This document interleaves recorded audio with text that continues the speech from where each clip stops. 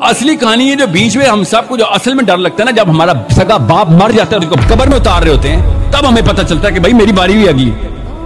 اصلی کہانی ہے جب سب قبرستان جاتے ہیں تو ہمیں یاد آتا ہے کہ نہیں نہیں کوئی بھی نہیں کام آنا، اصلی وہ مسجد والا بندہ ہی کام آنا ہے میرے، اگر کام کا ہوا تو۔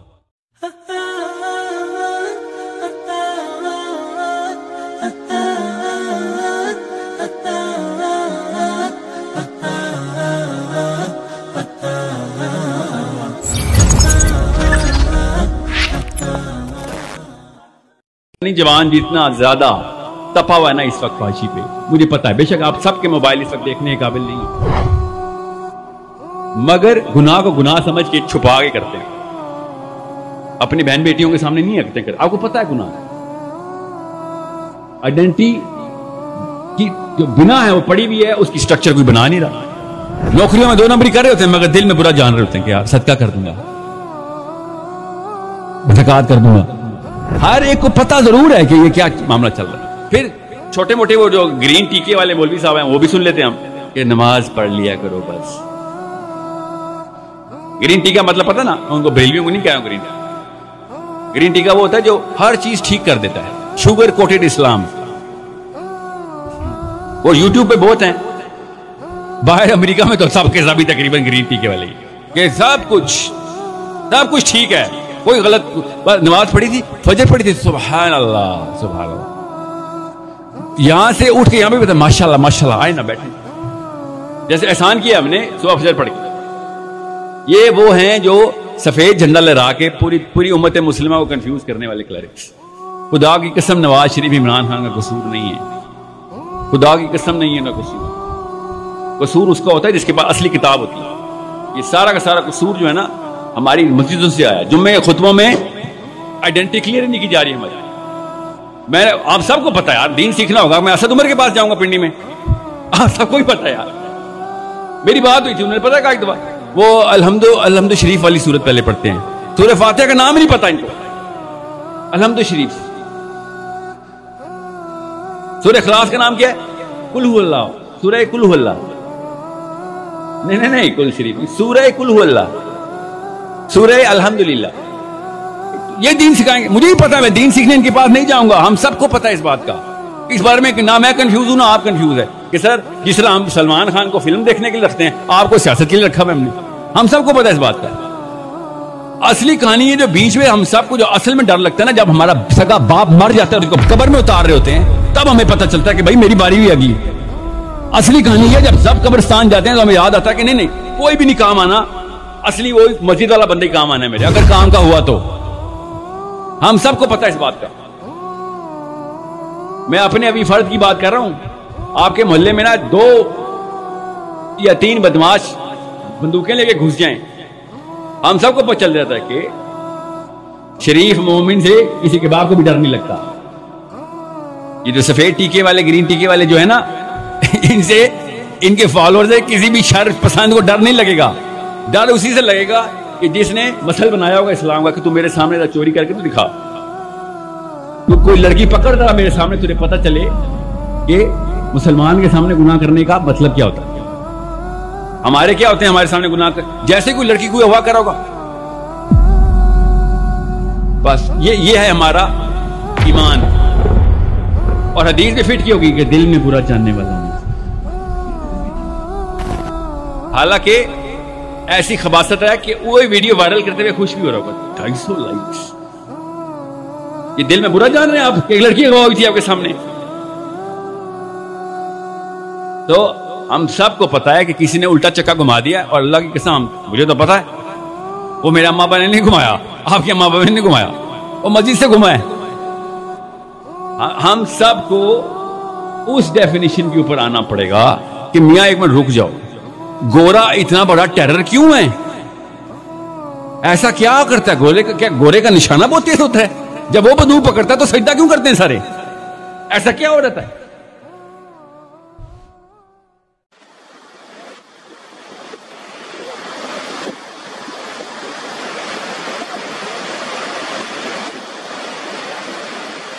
دیکھیے برا نہ مانے، مغالطے میں نہ رہیے، میرے اور آپ کے دلوں میں ایمان نہیں ہے،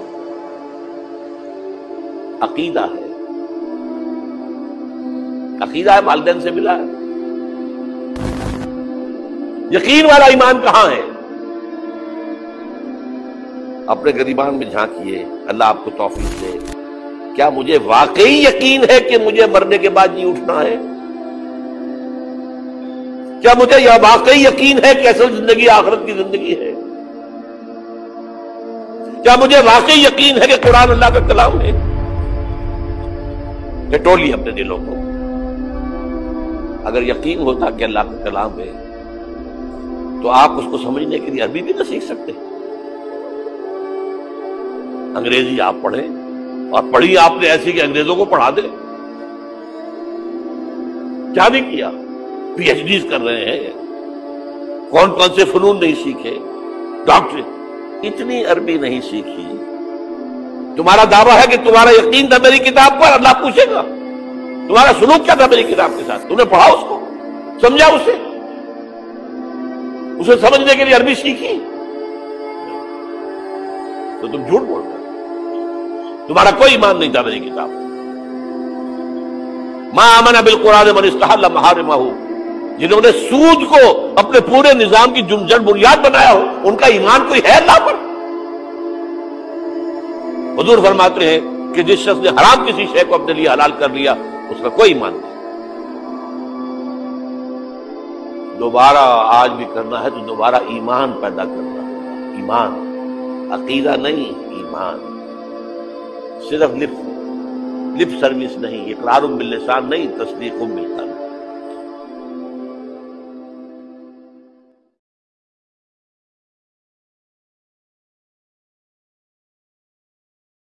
میٹھے میٹھے مسلمان بھائیوں سے بھی ریکویسٹ کروں گا کہ قرآن کو جب آگ لگائی گئی تو آپ کو تو بڑا اشتعال آیا ہے، لیکن جو کچھ آپ قرآن کے ساتھ کر رہے ہیں، یہ کتاب زندگی تھی، کتاب ہدایت تھی. انہوں نے آگ لگائی ہے، آپ نے آگ لگائے بغیر اس کتاب کے اوپر پابندی لگا دی ہے. اسے جزدان میں لپیٹ کے سب سے اونچی جگہ پہ رکھا ہوا ہے جہاں سے کوئی غلطی سے بھی نہ اٹھا لے. اپنی بچیوں کی رخصتی کے لیے بچوں کو نیچے سے گزارنے اور پیپر دینے کے لیے بچوں کو جانے کا یہ ذریعہ بنایا ہوا ہے. اس سے زیادہ آپ قرآن کو اہمیت نہیں دیتے تو شامت تو آپ کی بھی آنی ہے. قرآن کی بے حرمتی تو آپ نے بھی کی ہوئی ہے. وہ لوگ جو پوری زندگی قرآن کھول کے نہیں پڑھتے ترجمے کے ساتھ کہ اللہ نے ہم سے کیا ڈیمانڈ کی ہے، وہ لوگ مر جاتے ہیں تو ان کی میت پہ بیٹھ کے لوگ قرآن پڑھ رہے ہوتے ہیں ان کو ثواب پہنچانے کے لیے. تو کیا ثواب پہنچنا ہے ان کو خود ہی سمجھ لیں، جس نے خود اپنی زندگی میں اللہ کو سیریس نہیں لیا. سورۃ الفرقان کی آیت نمبر 30 ہے، 30 قرآن حکیم میں سخت ترین آیات میں سے ہے. پارہ نمبر 19 کے پہلے پیج پہ وقال الرسول یا رب ان قوم اتخذوا هذا القرآن مہجورا. نبی صلی اللہ علیہ وآلہ وسلم شکایت کریں گے کہ اے اللہ میری امت نے قرآن کو پیٹ کے پیچھے ڈال دیا. ہمیں تو بتایا گیا نبی علیہ السلام شفاعت کریں گے، انشاءاللہ ضرور کریں گے، لیکن شکایت بھی تو لگائیں گے. اور جب شکایت لگے گی پھر شفاعت کی انٹینسٹی کیا رہ جائے گی، اس کو بھی سوچنے کی ضرورت ہے. نبی علیہ السلام پوری زندگی قرآن قرآن قرآن قرآن. سورہ آل عمران کی آیت نمبر 103 ہے وَاعْتَصِمُوا بِحَبْلِ اللَّهِ جَمِيعًا وَلَا تَفَرَّقُوا. اللہ کی رسی یعنی قرآن، وہ غدیر خم کی حدیث ہے صحیح مسلم میں، انٹرنیشنل نمبر کے مطابق 6225 سے 6228 تک. اللہ کی رسی اس کتاب کو کہا گیا، مضبوطی سے پکڑ لو اور فرقہ واریت میں مت پڑھو. مطلب یہ ہے کہ بائنڈنگ فورس امت کے لیے فرقہ واریت سے نجات کے لیے قرآن ہے. تبھی کہا گیا نا کہ اللہ کی رسی کو پکڑو. بائنڈنگ فورس ہوگی تو پھر آپ علیحدہ نہیں ہوں گے نا. اور اس کو وائس ورثہ بھی کر لے کہ جو اللہ کی کتاب کو چھوڑے گا وہ لازمی فرقہ واریت میں پڑ جائے گا. اینڈ وائس ورثہ، فرقہ واریت کو ختم کرنے کے لیے کتاب اللہ کو پکڑنا ہے، اور اگر چھوڑیں گے تو فرقہ واریت آٹومیٹکلی ہو جائے گی.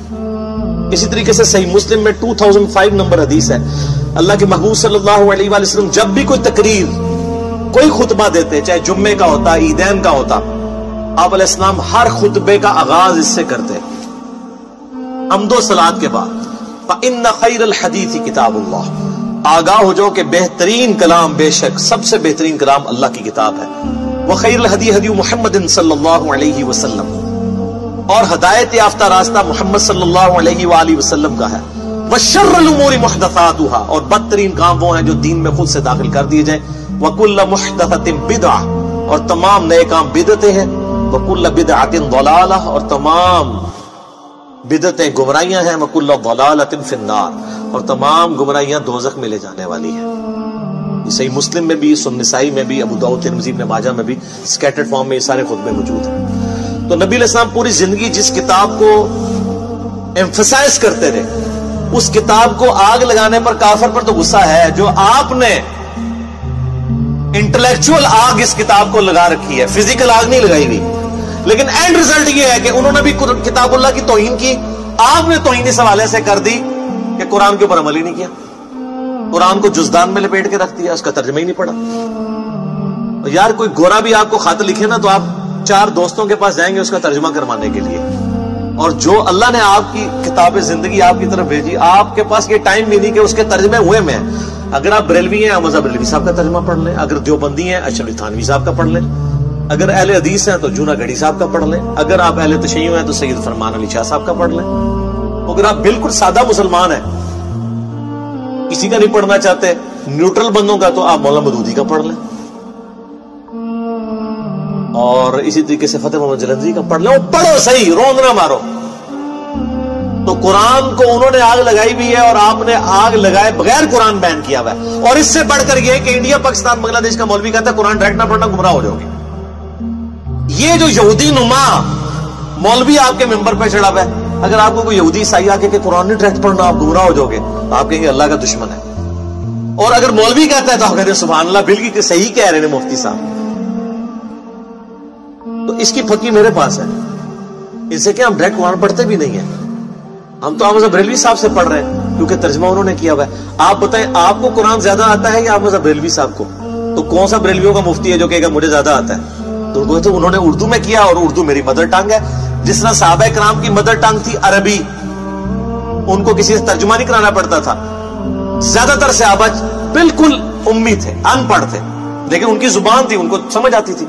अब उर्दू तो हमारी अपनी जुबान है ना, उर्दू सीखने के लिए तो हमें किसी मौलवी के पास जाने की जरूरत नहीं है।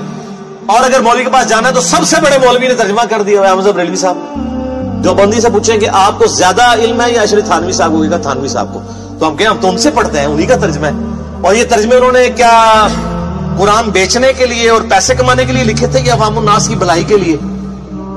भलाई के लिए। तो सर उस भलाई से हमें नफा भी नहीं आप उठाने देते। कहते हैं उलमा से दूर करते हो। सर हम कहते हैं उलमा से जोड़े, हम ही तो जोड़ रहे हैं, दूर नहीं कर रहे। हाँ, जो सो कॉल्ड मौलवी बने हुए हैं जो कुरान से दूर करना चाहते हैं, हम कहते हैं उनसे बचें, नकालों से होशियार रहे। आज गोरे को कुरान का तर्जुमा अंग्रेजी में पढ़ के हिदायत मिल रही है। 2007 में क्लिंटन पाकिस्तान आए, 2 दफा प्रेसिडेंट रहे अमेरिका के। मैंने खुद जियो के ऊपर उनकी ये वीडियो देखी हुई है, यूट्यूब पे भी आपको उम्मीद है मिल जाएगी। Islam is the fastest growing religion in America. क्यों? वहां किस हाफिज़ाउल्लाह, किस रहीमाहुल्लाह, किस आयतुल्लाह, किस दामत बरकातुम आलिया, किस मुद्दजिल्लहु की दावत पहुंची हुई है। कुरान का तर्जुमा जब 2001 में ट्विंस टावर के अटैक के बाद इस्लाम को मिलायन किया गया, लोगों ने इस्लाम को स्टडी करना शुरू किया, इस्लाम की तरफ माइल हो गए। और बुखारी मुस्लिम में हदीस है, नबी सल्लल्लाहु अलैहि वसल्लम ने फरमाया, अल्लाह ताला ने हर नबी को कोई ना कोई मौजज़ा दिया था, और मुझे अल्लाह ने वही का मौजज़ा दिया है। नबियों पर ईमान लाने वाले लोगों की तादाद डिपेंड करती थी उस नबी को दिए गए मौजज़े पर। मुझे अल्लाह ने वही का मौजज़ा दिया है। मैं अल्लाह से उम्मीद करता हूं सबसे ज्यादा मुत्तबईन क़यामत वाले दिन जन्नत में जाने वाले मेरे होंगे, क्योंकि मेरा मौजज़ा सबसे बड़ा है। और बुखारी मुस्लिम में हदीस है, आप अलैहिस्सलाम फरमाया जन्नतियों का निस्फ उम्मत मुहम्मदिया से, सल्लल्लाहु अलैहि वसल्लम। जामिया तिर्मिज़ी और सुनन इब्न माजा में हदीस है, नबी सल्लल्लाहु अलैहि वसल्लम ने फरमाया जन्नतियों की 120 में से 80 सफ़े मेरी उम्मत से, कुरान की वजह से। ये मौजज़ा